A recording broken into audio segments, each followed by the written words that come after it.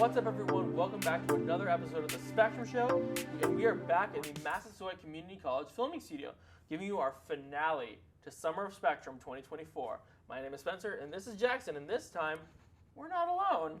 That's right, Spence. We're actually doing not just our first interview for the Spectrum Show, we're doing our first 2 interviews for the Spectrum Show.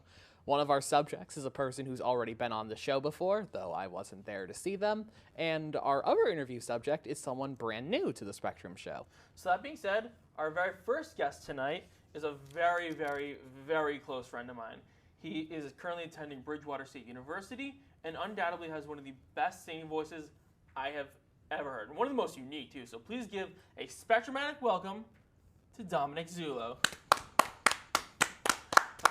Thank you. Yes, of course. So, Tom, you're currently attending Bridgewater State University. How's that going? Bridgewater State University has been going exceptional. I'm going into junior year, got 2 new jobs on campus, still heavily involved like I always am, and I've been a huge advocate for students with disabilities on my campus, and have been doing work with my advisor for orientation team to make the campus, to continue making the campus more welcoming to students with disabilities. It's been an amazing experience, and I can't wait for an amazing junior year. Wow, so you've been busy, basically. Very much so. I always am.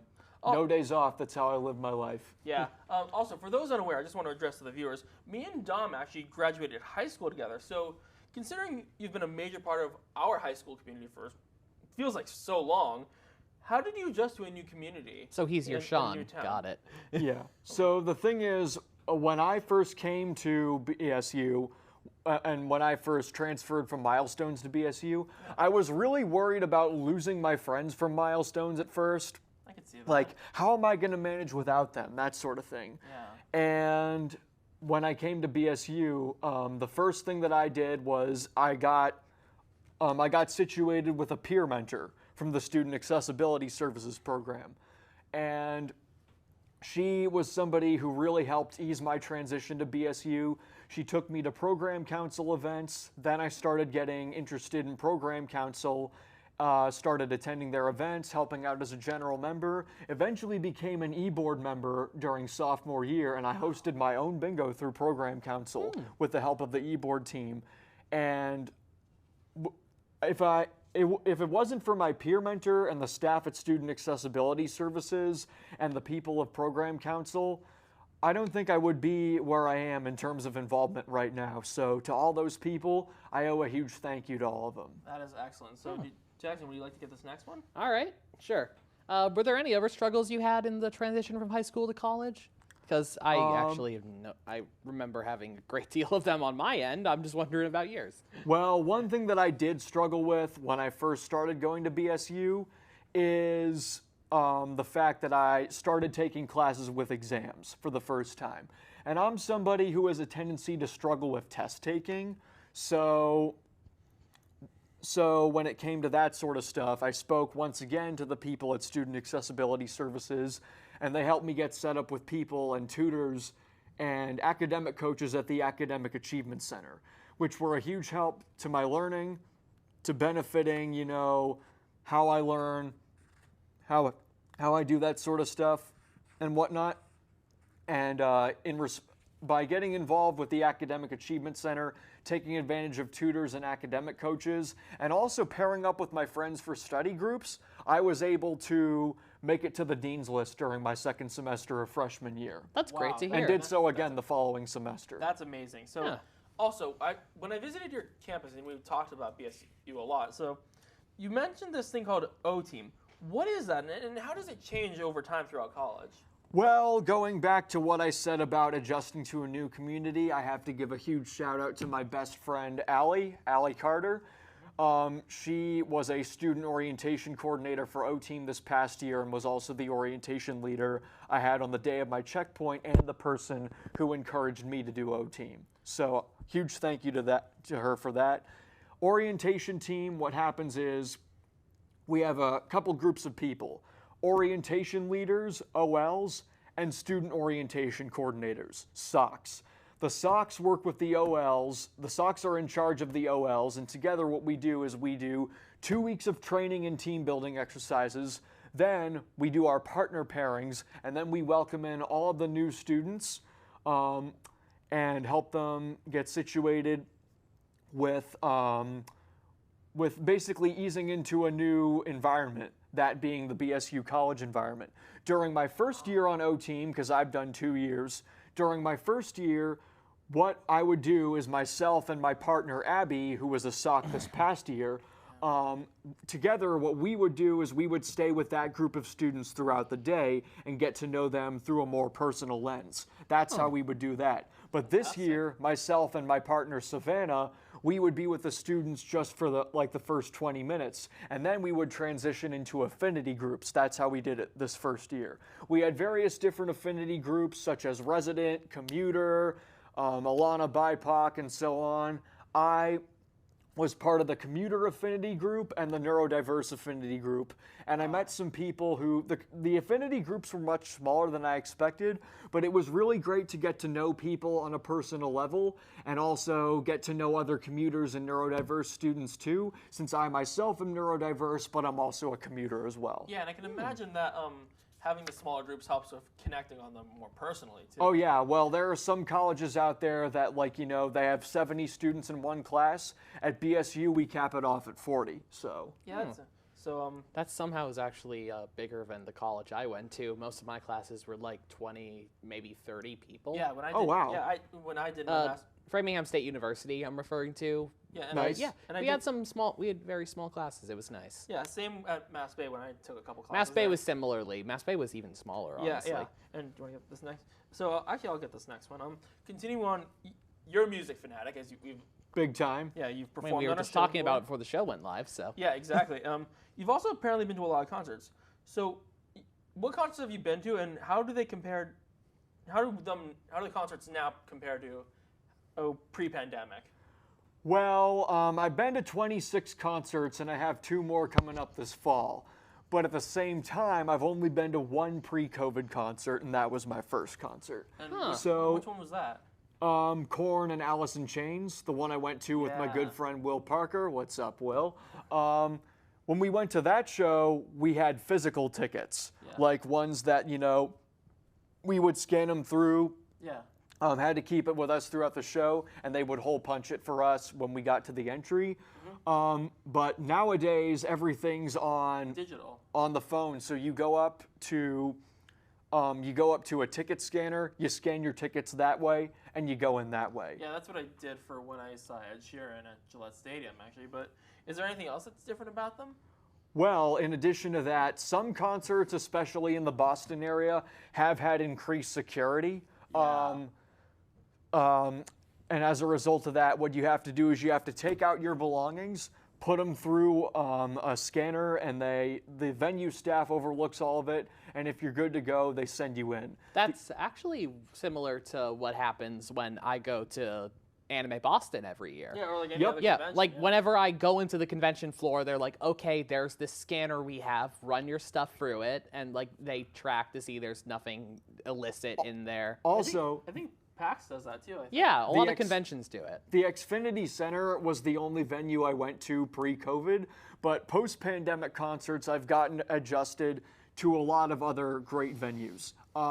Leader Bank Pavilion in Boston is probably my favorite venue, but Fenway Park and Gillette Stadium are probably right behind that. And also, MGM is a nice room, too. And I actually recently, I don't know if I knew about this, but I went to TD Garden to recently see a show. I saw Justin Timberlake there. He was actually very good in TD Garden. Awesome. Actually. I saw My Chemical Romance at TD Garden, and I was on the balcony. Good choice. One of the best shows I've ever been to. I believe Did they play any? Oh yeah, they don't have a new album. I assume they just did. It was their reunion tour. Yeah. Oh, nice. Did they play Foundations of Decay? Because that's like That was what they opened with. Oh, that's awesome. And they finished with the kids from yesterday. Nice. So, well done. You've been an absolute pleasure to Oh talk wait, to. we didn't actually get into the other question we were Transitional and vocational program? No, not that. No, we actually do have one more question. No, we have 2 more questions. No, we did the concert one. So. No, we didn't do the favorite releases this year. Yeah, that's a good Yeah, point, what were your favorite releases this year, and like, is there any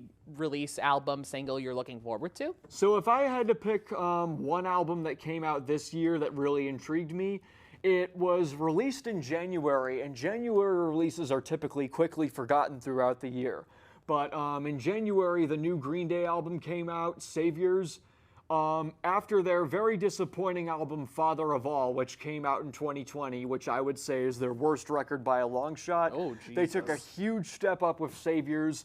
Best album they've made since American Idiot. Wow. And to see them on the Fenway Park tour performing the songs with Saviors, along with 30 years of Dookie and 20 years of American Idiot, so Dookie and American Idiot in full, back to back. Oh my God. It was one wow. of the best shows I've ever been to, and the seats I got, if you go to Fenway Park, get the Pavilion Box seats, Pavilion Box 9, you're going to get a great view of the stage. Nice. So, And But almost yeah. all the songs they played were songs I knew, so... that's awesome. Honestly, Yeah, the so- last question we got for you. What would you say to anyone who's thinking about going to college with or a transitional or vocational program? Well, in addition to that, this can also be applied to people who are going into the trades, because I have friends who are going into the trades to be like, electricians and stuff, and... There's actually a trade school pretty close to me, so yeah. Nice. I know about that. But specifically for college, what I would say is like, the biggest advice I have for anybody going to college is get involved.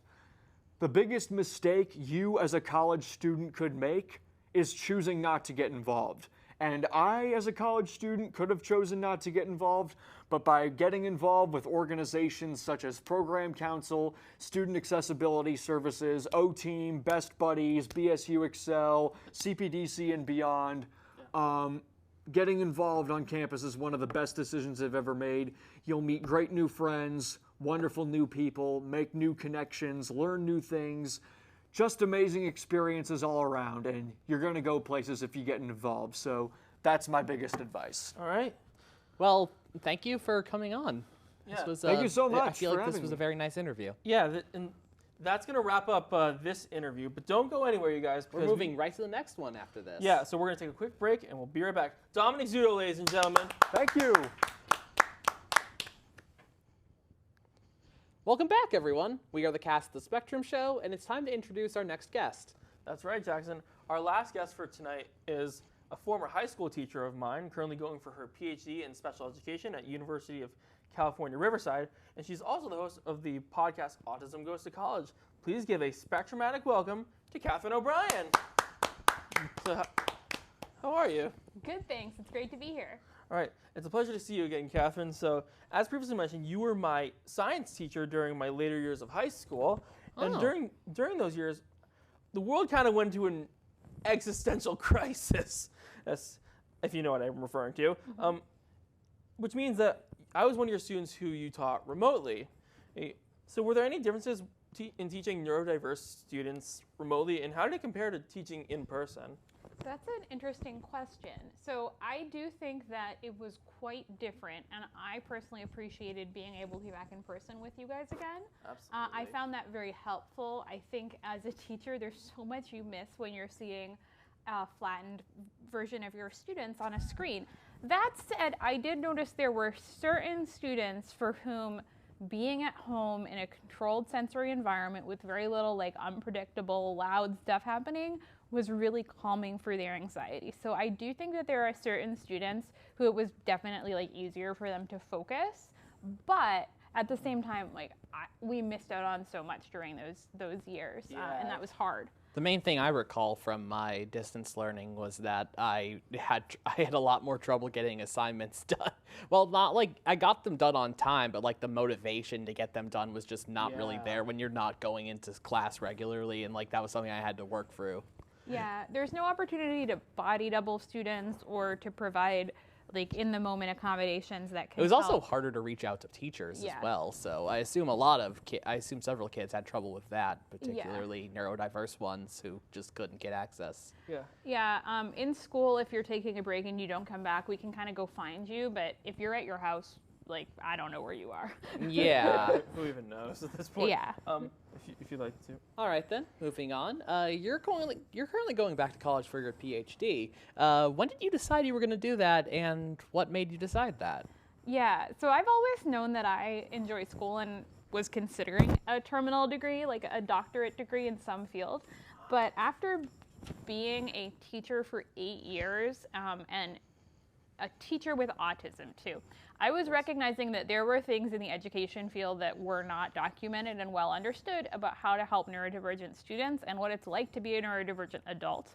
And I felt very strongly that it was important for that to be rectified. And so there was a case manager who was asking me for professional recommendations about a student. And I said, there is an expert in this area. It is Dr. So-and-so. And she said, okay, great, but that's that person's doctor already. So are there any other experts? And I was like, well, About that. no, actually, there are no other experts in being autistic and transgender. So at that point, I recognized that I was plugged into where the gaps were in a way that few others were. And I wanted to go back to school. So I applied to graduate programs, not necessarily only in special education, but graduate programs where the research focus was autism from an inclusive perspective. And I got into several, and I ended up at the University of California, Riverside, in a special ed degree. All the way across the country. Yeah, totally. So I did have to move across the country. With a PhD program, it's good to be like open to where you get a good offer, both in terms of the prestige of the school and in terms of the money that you get to go to school. A PhD, generally they pay you and you teach and you conduct research for professors. Wow. So I'm being paid to go to school, which is nice. And Man. I do teach University of California, Riverside master's students as well. Wow. But relocating across the country was hard, and especially for the first year that I lived there. I've been there 2 years now. It was really difficult to adjust, even to the weather. Just from a sensory perspective, it's so much sunnier, Yeah. and Changing so much from hotter. Mass weather to California It doesn't weather. rain. As much. No, I live in a desert now. Like it my rains gosh. less than 18 inches a year. Oh my gosh. So my whole body struggled with the adjustment, but I've started to settle in. I've started to make friends again, but I definitely wouldn't downplay the difficulty of uprooting your entire life and moving across the country. It is hard. Yeah. I chose to drive because I have pets. I have rabbits, and you can't bring multiple rabbits on an airplane very easily. And so I drove across the country with them. Oh, you drove? Yeah. Wow. Yeah. And that was really fun. Did you get to see any cool landmarks on the way? Yeah, a little bit. We stopped at the Great Lakes in Chicago. We drove over the Rockies. I love the outdoors. I think it's fun to spend time outside on vacation. I would rather not go to like heavily crowded places. Now I'm just imagining. Some people love like a festival or a concert. I'm very much the opposite. I want to get away. Now I'm just imagining you taking cute photos of your rabbits at different tourist stops. Yeah, we actually tent camped every night. And so they would sleep in the tent with me. It was really fun. That's fantastic. That's so cute. And actually, funny enough, you literally just answered 3 questions with one. Yes. That was, so you answered. But we actually wanted to ask again, like, Yeah. what landmarks have you gone to in California specifically? And Yeah, I'm honestly like a little bit behind in California, having only lived there for 2 years. I've skied at Lake Tahoe, and I've been to the beach and to Joshua Tree, but California actually has the most national parks of any state at 9. And I am kind of collecting the 63 American national parks. I'm slightly less than halfway. That's amazing. Also, if you have a permanent disability, autism is one of those, you qualify for a free national parks pass. Wow. So, I didn't know that, if you are actually. watching the Spectrum show going, wait a second, I'm disabled, I didn't know about that actually. So get hooked up with the National Park Service. That's free entry to park sites, that's half off camping. Really cool, actually. So I really enjoy that. It brings me a lot of solace. I get a lot of like comfort and regulation from moving my body. And my parents also like to go to the national park, so it's a good way for us to bond. My parents still live here in Massachusetts, and I live in California, so we can meet up in locations across the country and spend more time together. even though we're kind of separated while I'm at school. That sounds super nice, Yeah, actually. and have you seen them at all while you've been here? Yeah, no, I'm staying with my parents right now as I'm visiting you guys in Massachusetts, home Fantastic. home for a vacation. So I get to keep up with them, which is really important to me. So, two more fun questions, I guess. Firstly, you told us you recently were at a little event that we covered on our Patreon, San Diego Comic-Con. How was it? Like, what kind of stuff did you do while you were there? Yeah, I only got to go for a day, and I was actually being a little overly ambitious, probably. I went for an 8-mile run in the morning because I'm training for a half marathon. Oh, yes. Side story. Yes, But so I ran. We'll talk in about the that in a morning. bit, actually. Yeah. I ran in the morning because it's a nice beachside town. San Diego's very aesthetically pleasant, like very pretty. But Comic-Con is absolutely huge. Like they fill the entire convention center. There is so much of everything, and the production values are extremely high. I only wish that I could have spent more time there, but yeah, I was connected through friends. Nice. Like one of my partners is a cosplayer, and so he was doing various cosplays. Who was he cosplaying the day you were there? So he and his friend were doing Indian Short Round from Temple of Doom. Cool. Oh, nice. They built a mine cart. That's and amazing. tooled around the convention floor. Right now. That is fantastic. Man, I wish I had that at Anime Boston, actually. Oh, Yeah, that would it have been was really pretty helpful. great. They had a mobility scooter, and they kind of built plywood and foam. Oh, that's actually really clever. That's genius. Yeah. So we had a lot of fun. I didn't get to stay for more than the afternoon that I was there, but it was really good. Do you get any of the cool exclusives or stuff they offer? So I did. I got an exclusive. It's a Winnie the Pooh plush, one of the Disney. I think they're Munchables or something, but they're Disney food plush themes, and it smells like a stuffed pepper. I was too overstimulated while I was at the con to recognize that I was buying something scented. So the next day I was home and I was like, why do I smell artificial Mexican food? Something is deeply wrong with me. Maybe I'm having a stroke. And then eventually I was like, oh no, wait, it's this scented plush that I bought. Oh my gosh. But so that is the thing that I got that was a con exclusive. That was cool. That sounds Scented cool. stuffed pepper Winnie the Pooh. I would not expect that to be a scent for anything. No, it's really weird. Frankly, it confuses me sometimes still when I catch a whiff of it in my living I room. wish I was there to get the Death's Head figure I did for Marvel Legends. There were a lot of really interesting exclusives, a lot of very long lines. Like we didn't get to believe go it. into the Pokemon booth because the line was capped the entire time we were The main there. thing I was following at the convention through the social media was actually the comic book announcements, which there weren't actually that many for Marvel this time, but DC had some really exciting ones, so that was cool.